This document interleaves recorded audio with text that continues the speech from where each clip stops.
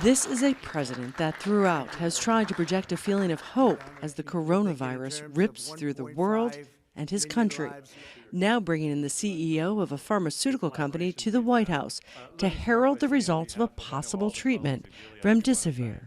Really, people that are not doing well, people that are sick, people that have this horrible plague that's set into our country and that we're getting rid of, and we're going to be having some really incredible results. We have very promising studies coming out on the vaccines. We have promising studies coming out on therapeutics.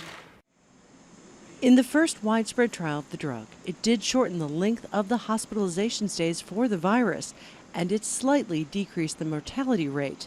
But scientists say it's the first real hope that a drug can work against the virus.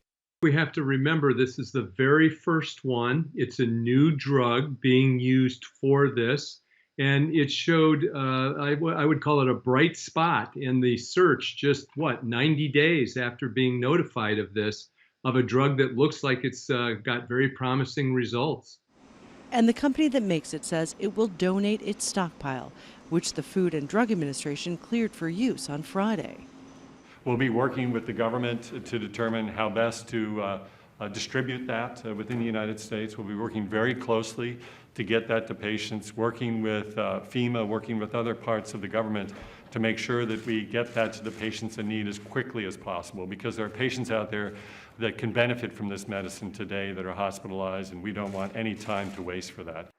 The White House trying to project a sense of hope, of a near return to normal for the country. But as some states begin to reopen, like Georgia, foreboding numbers. An additional 1,000 cases diagnosed in a single day.